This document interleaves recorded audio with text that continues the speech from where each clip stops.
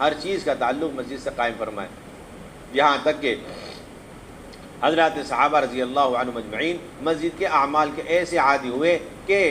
ہر مسئلے کا حل حضرات صحابہ کو مسجد کے اعمال میں نظر آنے لگا۔ اس لیے مولانا یوسف فرمایا کرتے تھے اس کام کا پہلا قدم ہر مسلمان کو مسجد کے اندر کامیابی کا یقین حاصل ہو جائے،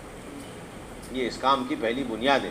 مسلمان کو مسجد اور مسجد کے اعمال کے ذریعے سے دنیا اور آخرت کے مسائل کا حل اور دنیا اور آخرت میں کامیابی اس طرح نظر آئے جس طریقے سے آج کے مسلمان کو اپنے کاروبار میں، اپنے پیشوں میں، اپنے دنیاوی لائنوں کے اندر کامیابی، عزت، سربلندی نظر آ رہی ہے۔ اپنے روزی روٹی کے مسائل مسجد کے راستے سے اس طرح حل ہوتے ہوئے نظر آئے جس طریقے سے قرن اول میں بھیڑیوں کو اپنے روزی روٹی کا مسئلے کا حل مسجد کے اندر نظر آیا کرتا تھا۔ آپ صلی اللہ علیہ وسلم کے زمانے میں جانور انسانوں کا تو اتنا گہرا تعلق تھا کہ جانوروں تک کے اس کے اثرات، کہ جانور بھی دعوت دے رہے مسجد جانے کی، بھیڑیا دعوت دے رہا مسجد جانے کی، اور بھیڑیا اپنے روزی روٹی کا مسئلہ لے کر آ رہے ہیں مسجد کی طرف، تو بتاؤ مسلمانوں کا مسجد سے کیا تعلق ہوگا اور اعمال دعوت سے کتنا تعلق گہرا ہوگا۔ ایک صحابی مسلمان ہونے سے قبل اپنے بکریوں کو لے کر چرا رہے ہیں اور بھیڑیے نے حملہ کیا اور ایک بکری اٹھا لی، وہ چھیننے لگے تو بھیڑیا عربی میں بول کر کہنے لگا کہ تم وہ روزی مجھ سے چھین دے جو روزی اللہ نے مجھے دی۔ یہ سن کر وہ تعجب میں پڑھ کر کہنے لگے کہ ایک بھیڑیا انسانوں کی طرح بات کر رہا۔ اس پر بھیڑیے نے کہا اس سے زیادہ تعجب خیز بات یہ ہے کہ محمد صلی اللہ علیہ وسلم وہاں مدینے میں مسجد میں اللہ کی باتیں فرما رہے اور تم یہاں پر بکری چرانے میں مشغول۔ آپ صلی اللہ علیہ وسلم نے ایک نماز پڑھائی اور سلام پھیرا تو دیکھا کہ بھیڑیوں کی طرف سے ایک وفد آیا، 100 بھیڑی آئے۔ کتنے بھیڑی؟ 100 بھیڑی آ کر بادب ہو کر مسجد میں آ کر مجلس میں بیٹھ گئے۔ آپ نے دیکھ کر فرمایا حضرات صحابہ سے، ایک طرف انسانوں کا مجمع دوسری طرف بھیڑیوں کا مجمع، دیکھ لو باپ۔ آپ نے فرمایا یہ سارے بھیڑی اپنے روزی روٹی کے مسئلے کے بارے میں مشورے کرنے کے لیے آئے، حل کرنے کے لیے آئے،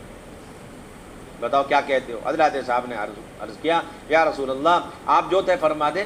ہمارے اور ان کے درمیان جو آپ صلح صفائی کرا دیں ہم تیار ہیں۔ حضور نے فرمایا ہر چرنے والے ریوڑ میں سے ایک سال میں ایک بکری نہیں دے دو، اگر تم 100 ہو، تم 100 کے پاس 100 ریوڑ ہیں اور سال بھر وہ چرتے ہیں تو تم 100 کے 100 اپنے اپنے ریوڑ میں سے ایک ایک بکری نکال کے دے دو، معاملہ ٹھیک ہے۔ آپ حضرات صحابہ نے اپنی تنگی کا، اپنے فقر و فاقے کی شکایت کی کہ اتنی تو بہت بڑی خوراک ہو جائے گی، اتنی تو ہمارے پاس گنجائش ان کو دینے کی نہیں ہے۔ آپ نے یہ سن کر 3 انگلی سے بھیڑیوں کی طرف اشارہ کر اور فرمایا کہ اب تم جھپٹا مار کے اپنا حصہ ان کے ریوڑ میں سے نکال لیا کرو، اور ان سے کہا کہ اب تم اپنے ریوڑ کی حفاظت کر لو، جو اچک کر کے لے گئے وہ ان کا ہے، جو بچ گئے وہ تمہارا ہے۔ وہ سارے بھیڑیے آوازیں نکالتے ہوئے اور شور مچاتے ہوئے مسجد سے واپس چلے۔ یہ سلسلہ کہاں جانور آ کر کے اپنے روزی روٹی کا مسئلہ آ کر کے مسجد کے اندر، اور کہاں آج کا مسلمان در در کی ٹھوکریں کھا رہا۔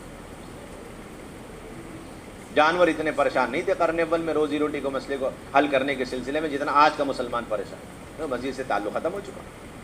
مسجد سے تعلق ختم ہو چکا۔ پانی کا مسئلہ آ جائے گا تو پانی کے کارپوریشن والوں کے پاس جا کے دعویٰ بولیں گے، وہاں جا کے دھرنے دیں گے، اور وہاں کہ پانی نہیں آ رہا، بہت قحط سالی ہے، بالکل لوگ، جانور اور مویشی اور کھیتی سب برباد، سب ہلاک۔ آپ نے فوراً مسجد میں دعا مانگی، ایسا بادل اور ایسی کہ 1 ہفتے تک سورج نظر نہیں آیا،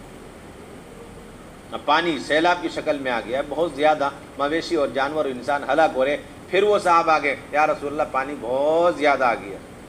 آپ نے پھر دعا مانگی اور پانی تھم گیا۔ اس وقت تک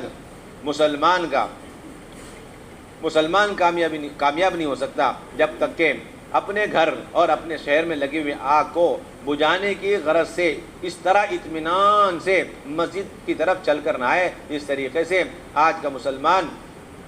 پولیس والوں کے پاس اور محکمے والوں کے پاس اس آگ کو بجھانے کے لیے اطمینان سے چل کے جاتے ہیں، پورے یقین کے ساتھ چل کے جاتے ہیں، کیونکہ صحابہ کا نہج یہ تھا،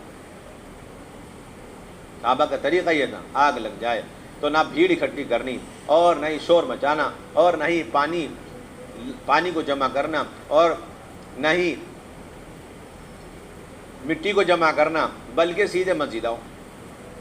آ کر کے تمیم داری رضی اللہ تعالیٰ عنہ سے حضرت عمر رضی اللہ تعالیٰ عنہ کہہ رہے ہیں کہ آگ نکل کر آئیے، اسے تم بجھا کر کے اور اسے لے جا کر واپس داخل کر آؤ جہاں سے آگ نکل کر آئی۔